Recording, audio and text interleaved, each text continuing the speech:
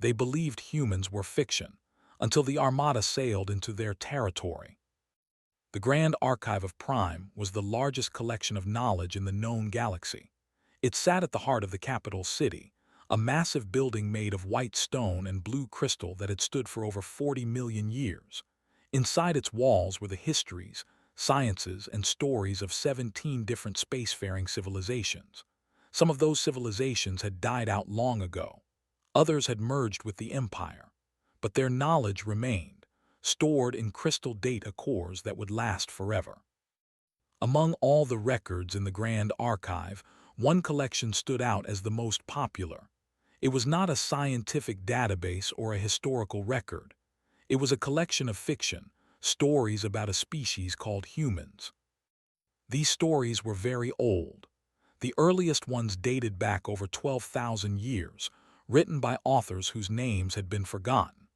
But the stories themselves had survived, passed down through generations, translated into every language that had ever used.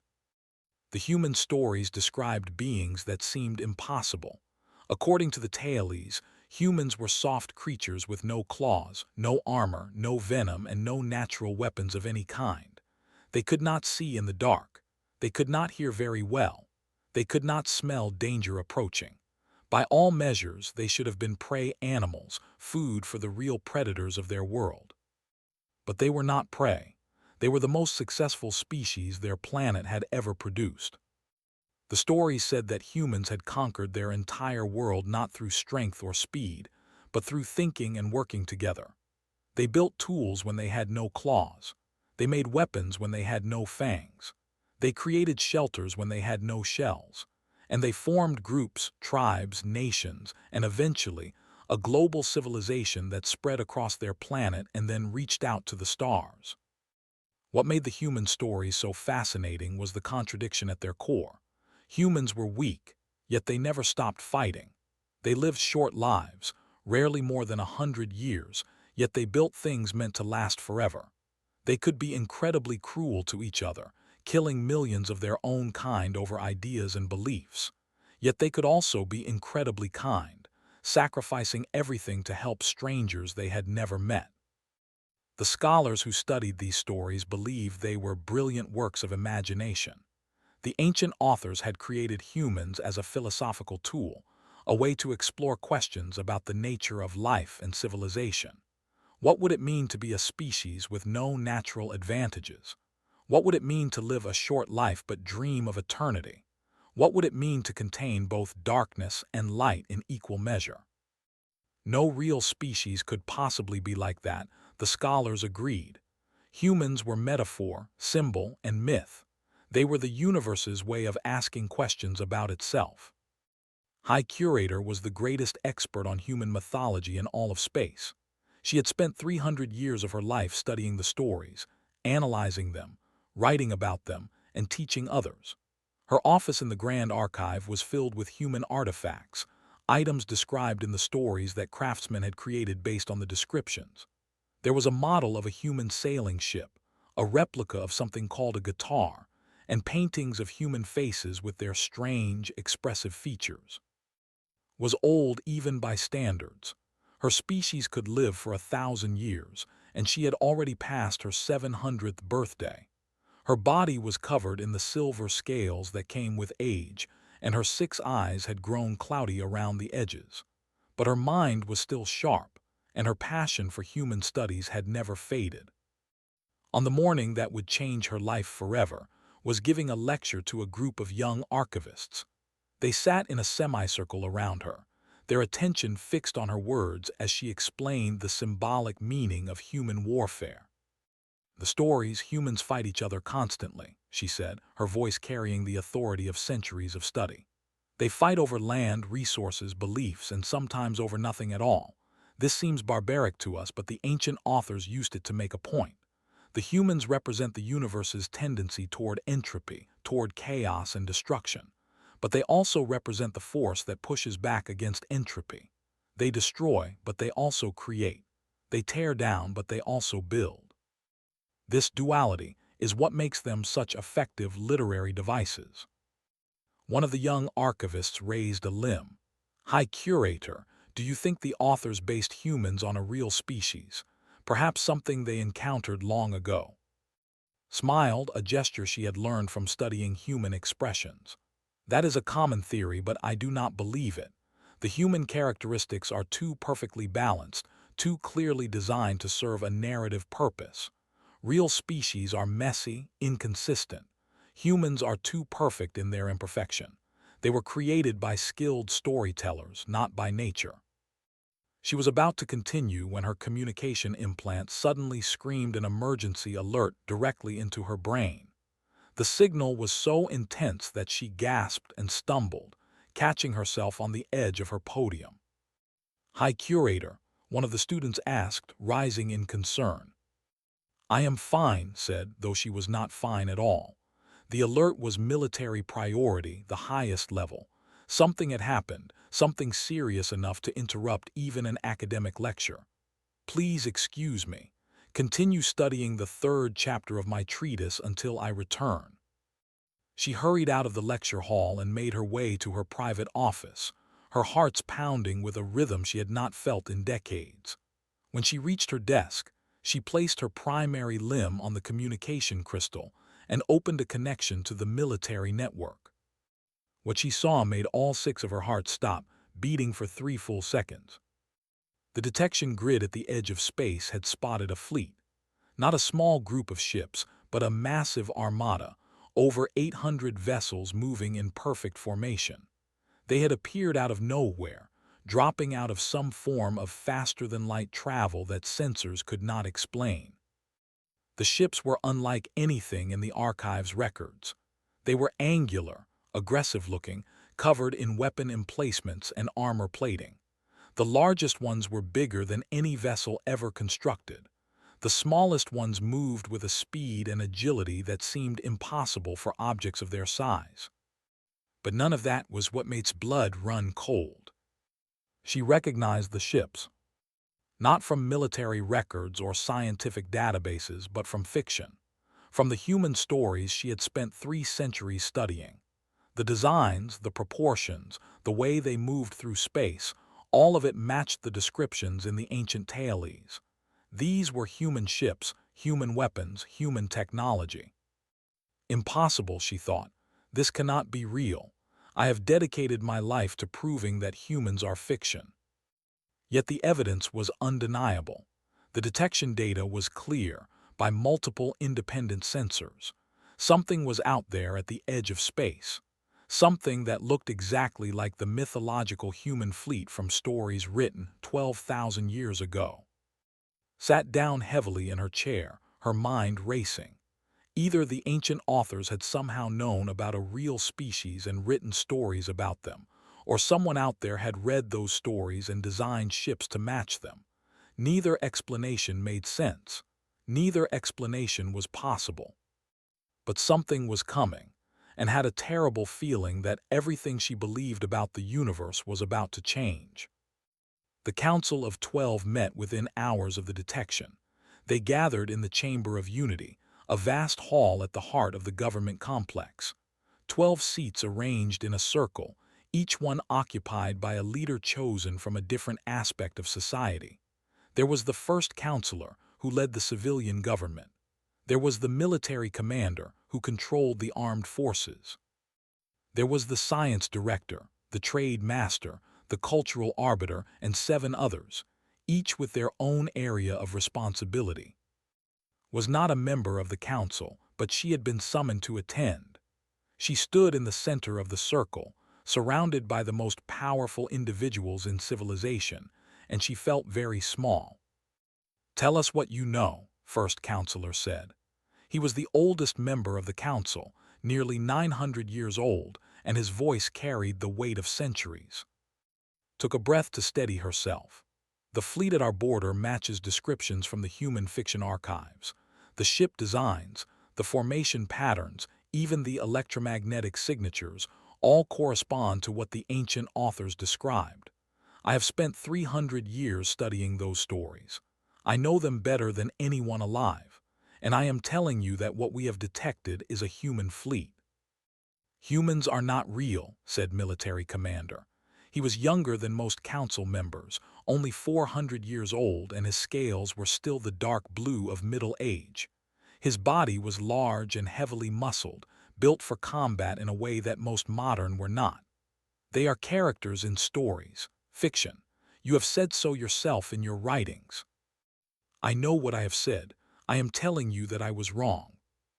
The words hung in the air like a physical weight.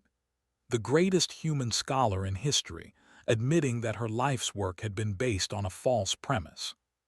How is this possible? Asked the science director, a thin, nervous individual named.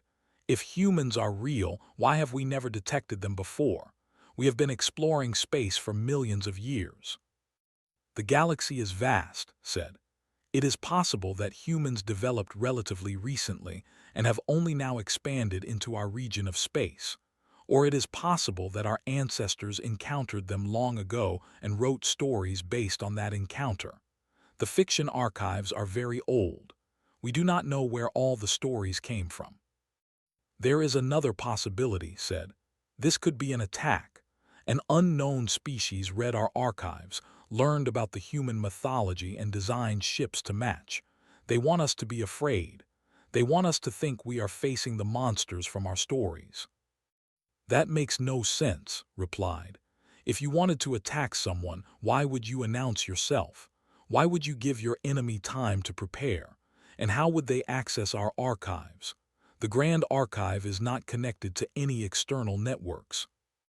Then explain how this is happening. I cannot explain it. I can only tell you what I see. The ships match the human descriptions perfectly. Either the ancient authors were prophets who could see the future, or humans are real and they are here.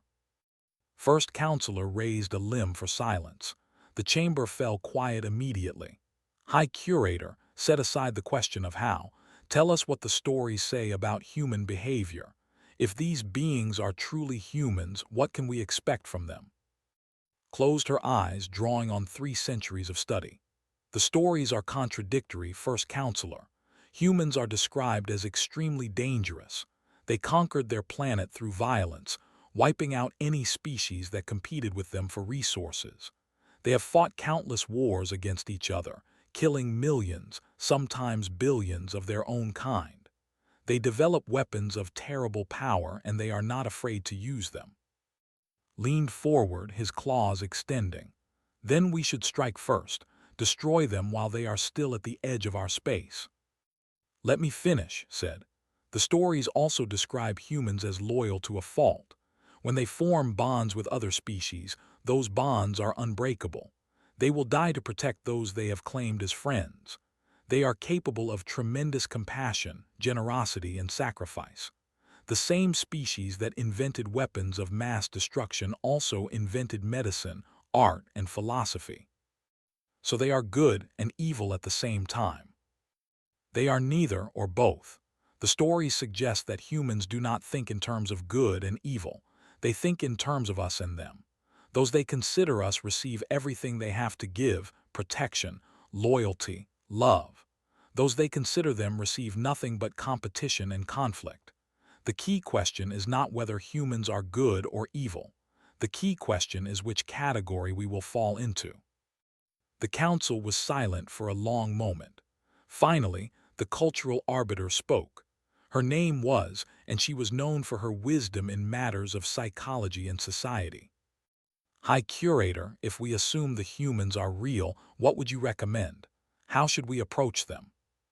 Had been thinking about this question ever since she saw the detection data.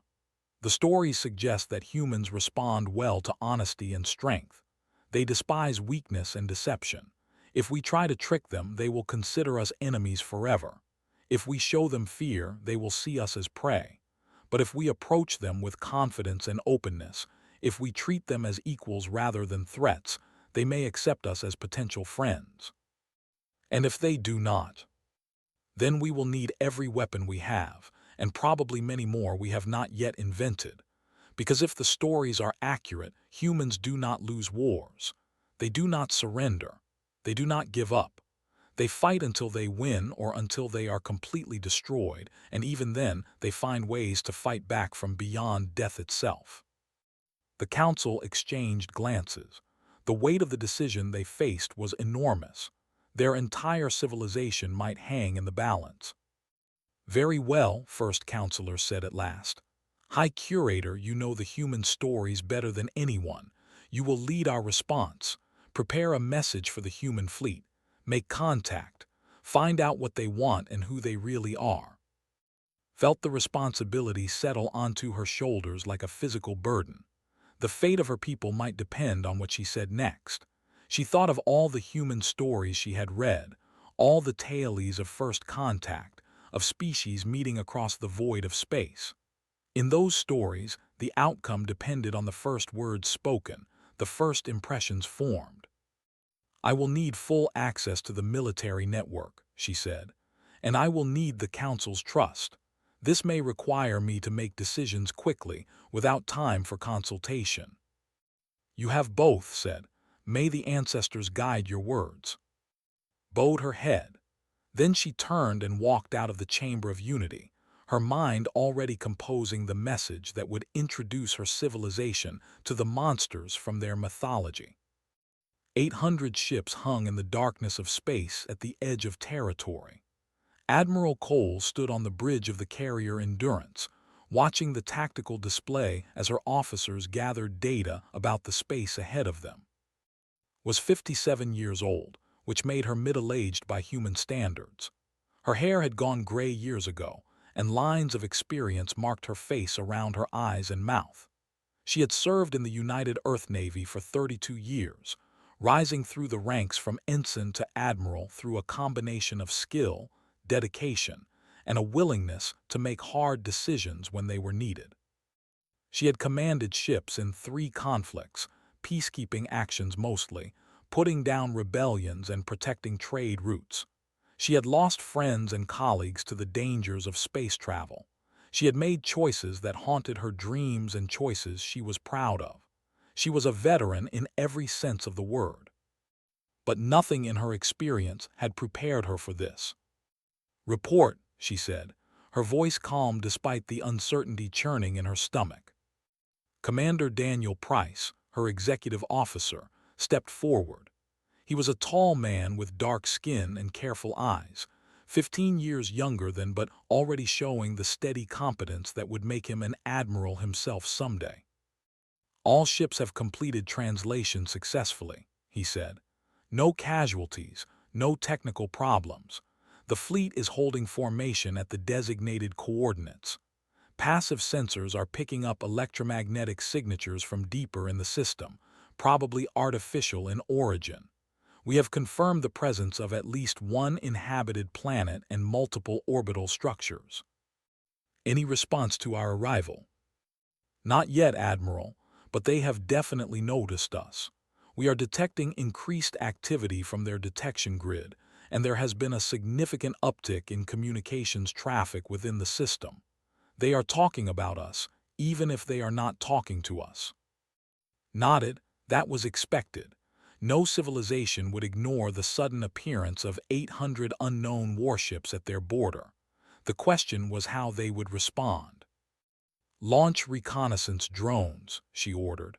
"I want detailed scans of everything in this system, and keep the fleet at condition yellow.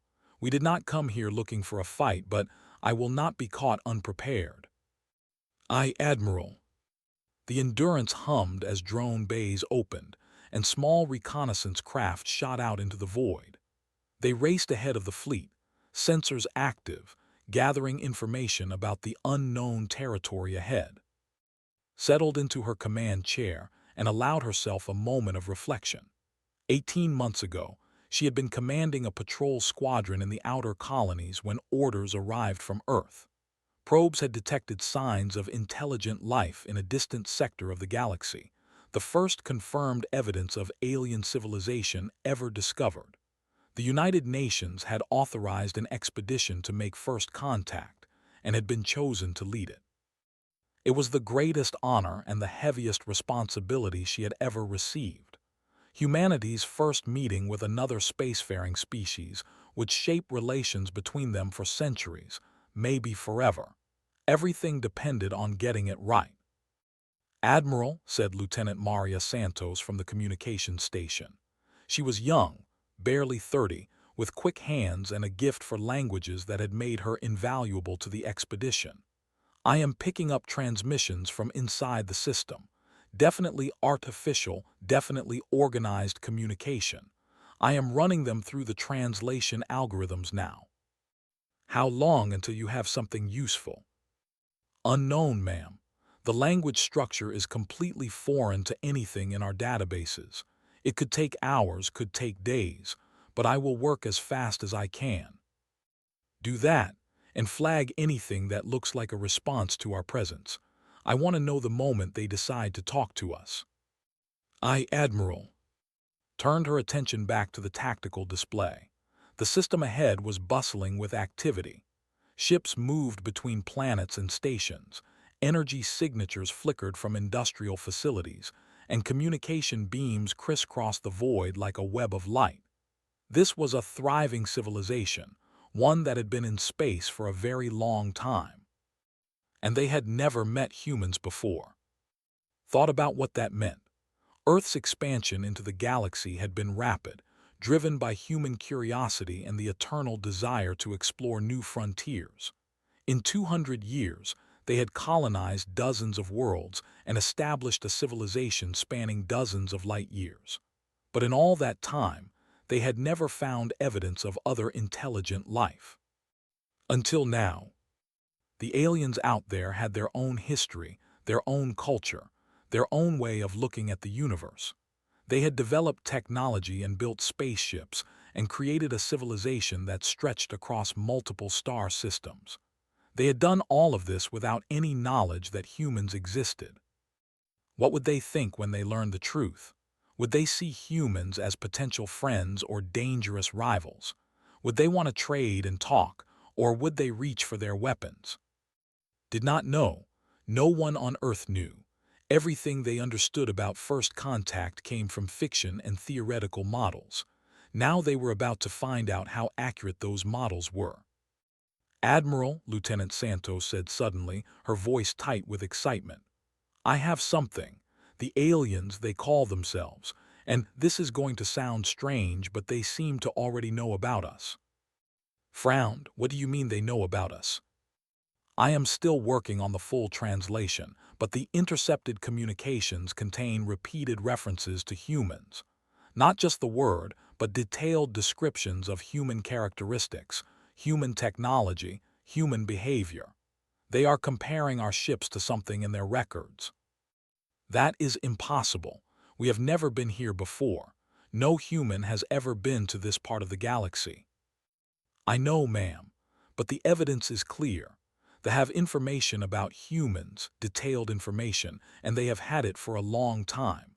The communications reference something called the Grand Archive and stories that are thousands of years old." Sat back in her chair, processing this information. It made no sense. Humans had only developed faster-than-light travel 2 centuries ago. Before that, they had been confined to their own solar system. There was no way an alien civilization could have known about them for thousands of years.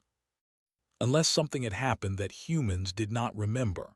Unless there had been contact before, contact that had been forgotten or erased from human records. Or unless something else entirely was going on. "Keep working on the translation," said. "I want to know everything they know about us, and I want to know where that information came from." Admiral."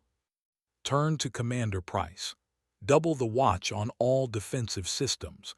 Until we understand what is happening here, I want us ready for anything." Admiral." The bridge crew moved to their tasks with the quiet efficiency of professionals. Watched them work, proud of the people under her command. Whatever happened next, they would face it together. She just hoped that, whatever they knew about humans, it was not something that would make them reach for their weapons. Composed her message carefully, weighing every word. She had studied human communication patterns for 3 centuries, learning the rhythms and structures that humans used to convey meaning. Now she had to put that knowledge into practice. The message could not be too formal. Humans, according to the stories, were suspicious of elaborate ceremony. They preferred directness, honesty, plain speaking. They could detect deception easily and punished it harshly. But the message also could not be too casual. The arrival of an alien fleet was a serious matter, and humans respected those who took serious matters seriously. They had no patience for fools or for those who pretended that dangers were not real. Most importantly, the message had to be honest, had to tell the truth about feelings, even if that truth was unflattering, because the stories agreed on one thing above all else. Humans could always tell when someone was lying to them, and they never forgave the liars. She wrote draft after draft, discarding each one as inadequate, too formal, too casual, too frightened, too confident. Finding the right balance was harder than any academic paper she had ever written. Finally, after hours of work, she had a message she was satisfied with. "To the humans of Earth," she dictated, watching the words appear on her screen as she spoke. "We have known of you though we believed you to be fiction. You were characters in stories, tales told to teach lessons about the nature of existence. We never imagined you might be real. We are uncertain how to process your arrival. Our stories describe you as beings of terrible power and beautiful creativity. You are capable of both the darkest cruelty and the compassion. We do not know which face you will show us. We are afraid of you. This is the truth, and we believe honesty is the foundation of understanding. But we are also curious and hope that curiosity will prove stronger than fear. If you truly come in peace, we welcome the opportunity to learn who you really are, beyond the myths we have constructed. We propose a meeting. I will come to your flagship to speak with your leader directly. We ask that you give us the chance to replace our stories with truth." With cautious hope, High Curator of the Grand Archive. She read the message again, checking every word. It was honest, perhaps brutally so. She was admitting fear, admitting uncertainty, admitting that civilization had based its understanding of humans on fiction rather than fact. A more diplomatic message might have hidden those weaknesses. But the stories were clear. Humans did not trust diplomacy, they trusted truth. Authorized the transmission and watched it speed out into space toward the waiting fleet. Then she sat back and waited for a response that would determine the future of her civilization. The response came faster than she expected. "High Curator," the message began.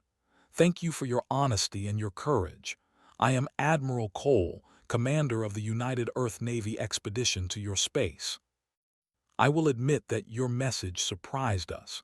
We have never met another spacefaring species before, and we certainly did not expect to find one that already had stories about us. I would very much like to understand how that is possible. I accept your proposal for a meeting. You are welcome aboard my flagship, the Endurance. I will personally guarantee your safety while you are our guest. We have much to discuss. We did not come here looking for enemies. We came hopping to find friends. I hope you will give us the chance to prove that. With respect, Admiral Cole." Read the message 3 times. The tone was what the stories described, direct, confident, but not aggressive. The Admiral had not tried to explain away the human fleet or pretend that it was anything other than what it appeared to be. She had acknowledged the situation honestly and offered to talk. It was a good sign, not a guarantee of peace, but a good sign. Requested permission from the Council to accept the invitation, and permission was granted within minutes. She arranged for a shuttle and a small escort, then prepared herself mentally for the most important meeting of her very long life.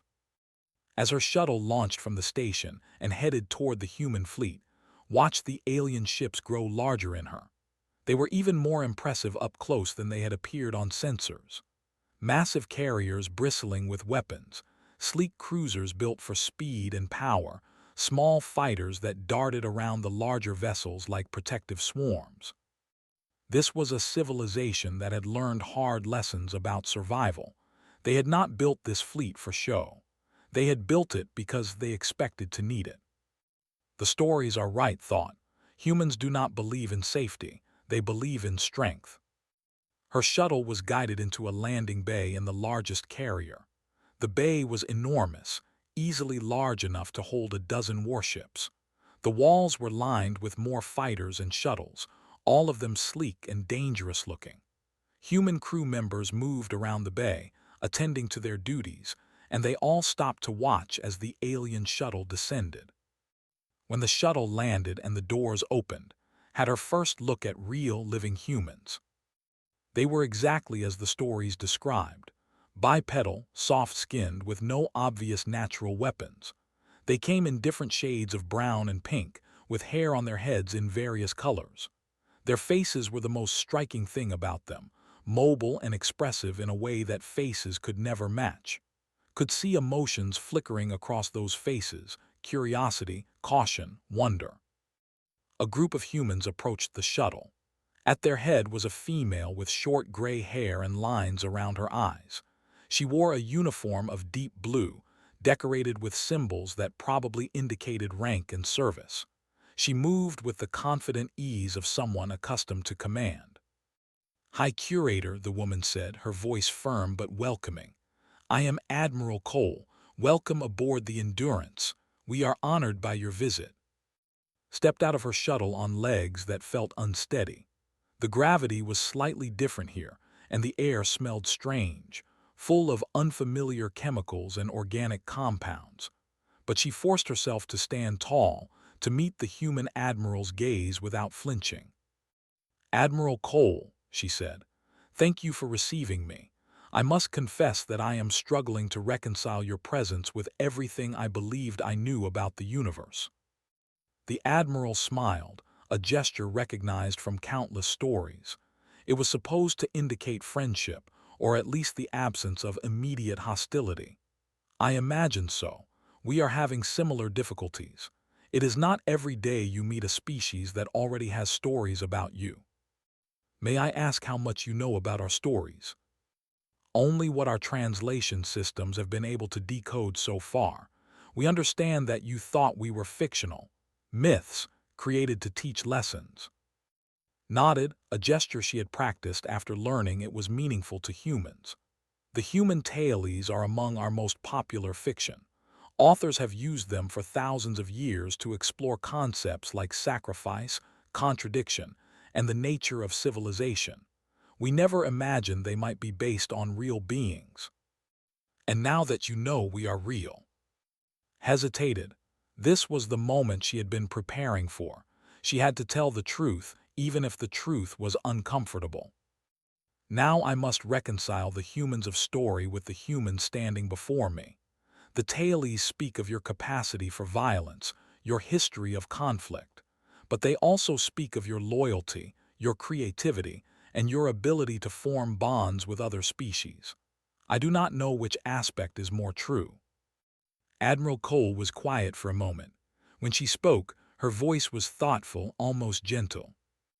"Both are true. Humans are complicated. We have done terrible things throughout our history. We have killed each other over religion, territory, and resources. We have invented weapons capable of destroying entire cities, and we have used them. We are not proud of everything our species has done." She paused, and her expression shifted slightly. Not sadness exactly, but something like it. "But we have also done wonderful things. We have built hospitals and schools. We have written music and painted pictures and told stories. We have traveled to the stars because we wanted to know what was out there. We have formed bonds of love and friendship that transcend every difference between us. We are not one thing or another. We are all of it, all at once." Absorbed this. It aligned with what the stories said, but hearing it from an actual human gave it weight that fiction could never achieve. These beings were exactly as complicated as the ancient authors had described. "How do you live with such contradiction?" she asked. Admiral Cole's smile returned, slightly crooked this time. "We argue about it constantly. We write books and make movies and have political debates. We try to be better than our worst impulses and often fail. But we keep trying. That is the most human thing about us, I think. We never stop trying to be better. What do you want from us? Asked finally. Why have you come to our space? The Admiral turned slightly, gesturing toward a large viewport that showed the stars beyond. The human fleet hung in the darkness, 800 ships waiting for orders. We have been expanding into the galaxy for 200 years, she said. In all that time, we have never met another intelligent species. We found evidence that you existed and we came to say hello. We want to learn about you. We want to share knowledge. Maybe we want to become friends. We do not want war, but we will defend ourselves if necessary. Beyond that, we are here to discover what kind of relationship is possible between our species. Your fleet is large for a peaceful mission. It is. We have learned that the universe can be dangerous, and we do not take unnecessary risks with our people's lives. But those ships are full of scientists, diplomats, and families. Children are being born out there while we speak. We did not come here to fight. We came here hopping to find something wonderful. Looked at the human admiral, at her weathered face and steady eyes. This was a person who had seen combat, who had made hard decisions, who had lost people she cared about. But she was not a conqueror or a destroyer. She was an explorer, someone driven by curiosity and hope. The stories had described humans like this. They had described the contradictions, the danger and the compassion mixed together, but had never really believed it. She had thought it was literary invention, authors creating impossible characters to make philosophical points. Now she understood. The authors had not invented humans.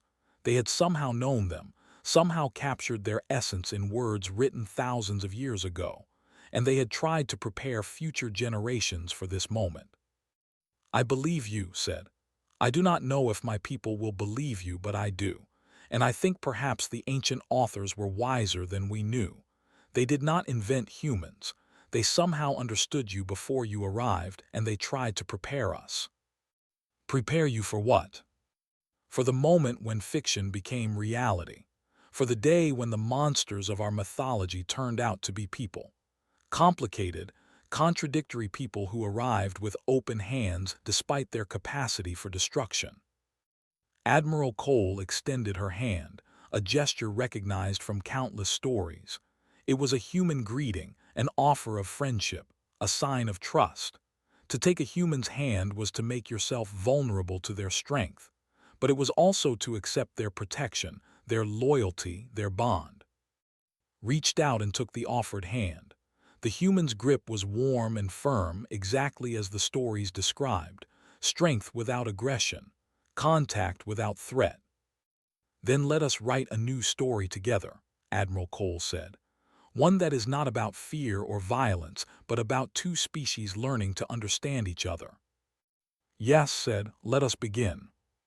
They walked together toward the interior of the ship, human and monster and myth, taking the first steps toward a future that neither species could have imagined alone. The negotiations that followed were not easy. Fear and suspicion do not disappear overnight, and there were voices on both sides calling for caution or hostility. In the government, military commander argued loudly that the humans could not be trusted. Their own stories proved what they were capable of, he said. Weapons of mass destruction, endless wars, the extinction of competing species. How could any civilization make peace with beings like that? They will turn on us, warned the council. Maybe not today, maybe not tomorrow, but eventually. Humans are predators wearing the masks of friends. The stories are clear about this. They form bonds only to exploit them. They show kindness only to create weakness they can later attack. But had a different perspective now. She had met a human, spoken with one, shaken one's hand. She had looked into Cole's eyes and seen something that the ancient stories had only hinted at. The stories describe what humans can be, told the council. They describe the potential for destruction, yes, but they also describe the potential for loyalty, for sacrifice, for love. The humans are not one thing or another. They are a choice, constantly being made, and right now they are choosing to reach out to us in friendship. How do we know they will keep choosing that? Demanded. We do not know, but neither do they know if we will choose peace. Trust has to start somewhere. Someone has to take the first risk. If we are not willing to do that, we have no right to expect them to do it either. First Counselor listened to both arguments carefully. He was very old, and he had seen many crises come and go during his long life. He knew that decisions made in moments like this could shape history for. High Curator, he said finally, what do the stories say happens when humans are rejected, when they offer friendship and are refused? Did not hesitate. The stories say they never forget. A human spurned is an enemy forever. They will wait generations for revenge if they must. They will teach their children and their children's children to remember the insult and repay it tenfold. And if they are accepted, then they will protect us until the stars go dark. They will treat our enemies as their enemies, our friends as their friends, our survival as their own. Humans do not have casual relationships.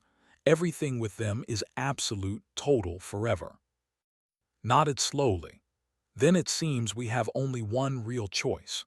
Either we accept their friendship and gain allies who will never abandon us, or we reject them and gain enemies who will never forgive us. There is a third option, said. We could destroy them now, while they are still isolated in our space, before they can bring reinforcements. The council chamber went silent. It was a possibility no one had wanted to say aloud, but now it hung in the air like poison. Spoke into the silence. If we tried that, we would fail. The stories are clear about human military capability. They do not build fleets for show. Every ship out there is a weapon of terrible power, crewed by warriors who have trained their entire lives for combat. We might destroy some of them, but not all, and the survivors would bring word back to human space. And then they would return, not with 800 ships, but with 8,000, with 80,000, with however many they needed to wipe us from existence. Because humans do not lose wars, Commander. They do not know how. They fight until they win or until every last one of them is dead. And there are billions of them. Even if we killed every human in that fleet, we could not stop what would come next. Scales darkened with anger, but he did not argue. He could not argue. The stories were clear on this point, and everyone in the chamber had read them. Spoke again. Then we will accept their offer of friendship. High Curator will continue to lead our diplomatic efforts. Commander will maintain our military readiness, but will take no offensive action without council approval. And we will pray to the ancestors that we are making the right choice. The council voted unanimously in favor of the proposal. Even raised his limb in agreement, though his expression made clear that he did so under protest. Returned to the human fleet with the news. Admiral Cole received it with visible relief, though she was too professional to show more emotion than that. I am glad, the Admiral said. I truly did not want this to end in violence. Neither did we, admitted, but there were some who argued for it. There are always some who argue for violence. In any species, in any civilization. The question is whether the rest of us can outvote them. This time we did. Then let us make sure this time becomes every time. Let us build something between our peoples that makes violence unthinkable. They began to work out the details of a formal agreement. Trade routes, diplomatic exchanges, scientific cooperation, cultural programs. The list grew longer with each meeting, each conversation, each meal shared between human and delegates. It was not always easy. There were misunderstandings, conflicts of culture and custom. Humans had habits that found disturbing and had practices that confused or offended humans. Arguments broke out over trivial matters and important ones alike. But through it all, the fundamental goodwill remained. Both sides wanted the relationship to work. Both sides were willing to compromise, to adapt, to learn. And slowly, over weeks and months, something remarkable began to happen. The humans started to become friends. Not just diplomatic partners, Not just economic allies, but genuine friends. Human crew members invited visitors to their quarters to share meals and stories. Scholars welcomed human researchers into the Grand Archive to study its treasures. Children from both species played together in the parks and common areas of space stations, learning each other's games, teaching each other their languages. The ancient stories had said that humans formed bonds quickly and fiercely. They adopted strangers into their families, treated friends like blood relatives, built communities out of nothing but shared experience and mutual affection. The stories were right. Within a year of first contact, human relations had progressed further than anyone had dared to hope. Trade was flourishing. Scientific exchanges were producing breakthroughs that neither species could have achieved alone.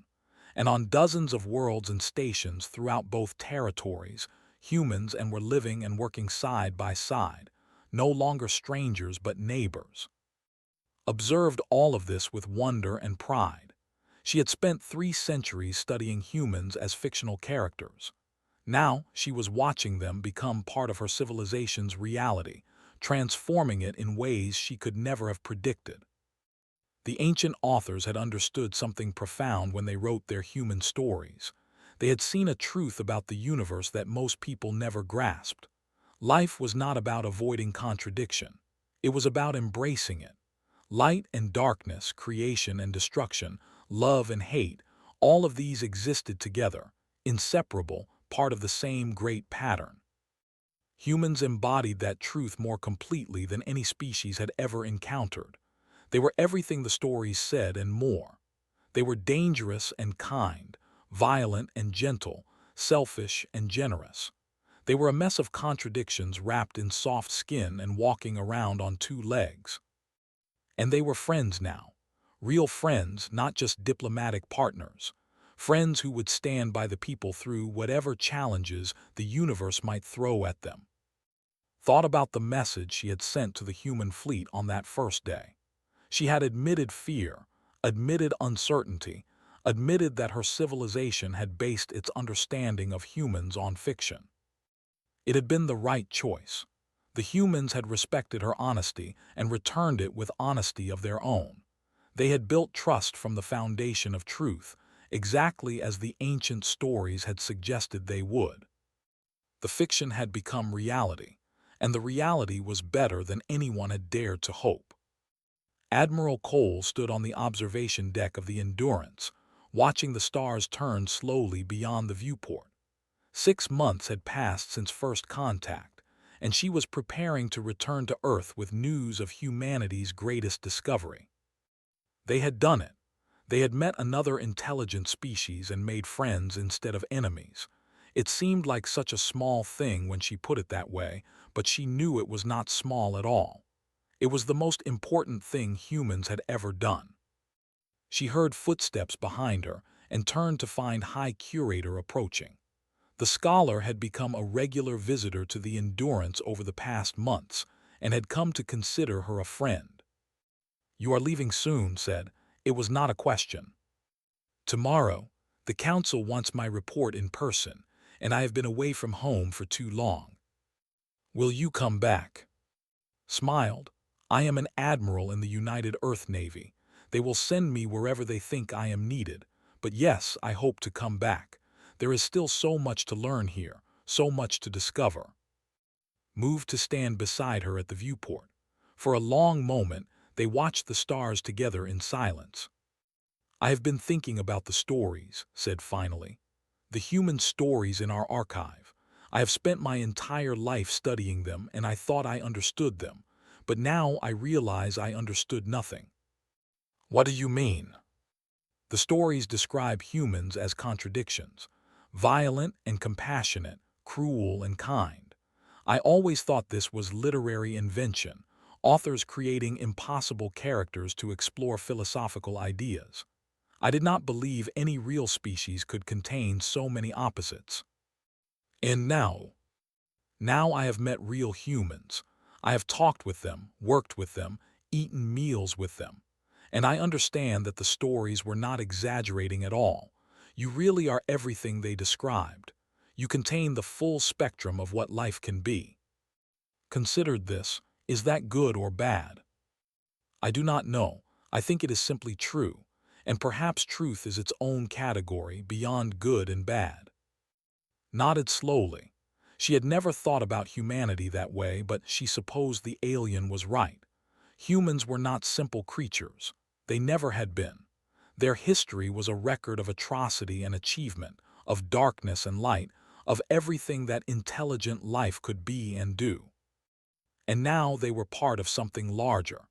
They had met another species, one that had known about them through stories for thousands of years. The mythological humans had become real, and reality had turned out to be stranger and more wonderful than any fiction. I have a gift for you, said. She reached into her robes and produced a small data crystal. This contains a copy of every human story in the Grand Archive, all 12,000 years of fiction about your species. Took the crystal carefully. It felt surprisingly light for something that contained so much. Why are you giving me this? Because I want you to know how we saw you. Before we met you, before we knew you were real, this was our understanding of what humans were.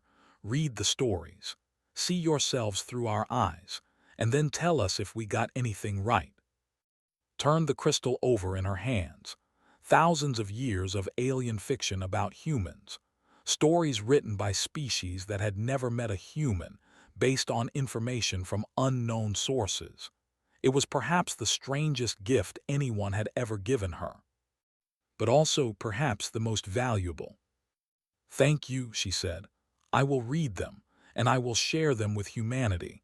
We should know what the galaxy thought of us before we arrived. I hope we did you justice. I am sure you did. And if you got some things wrong, well, that just gives us more to talk about. Made the equivalent of a laugh, a soft clicking sound from deep in her throat. Yes, we will have centuries to talk. Perhaps this is only the beginning. Only the beginning, agreed. And what a beginning it is. They stood together at the viewport, human end, and watched the stars that belonged to both of them now. The universe was vast and old and full of wonders, and they would explore it together. The monsters from mythology had turned out to be friends. The fiction had turned out to be prophecy. And the future stretched out before them, bright and unknown, and full of possibilities that neither species could have imagined alone. This was the story they would tell their descendants. Not a tale of war or conquest, but a story of meeting and understanding, of fear overcome and friendship forged. It was a human story in the truest sense, full of contradiction and complexity, darkness and light. And like all the best human stories, it had only just begun.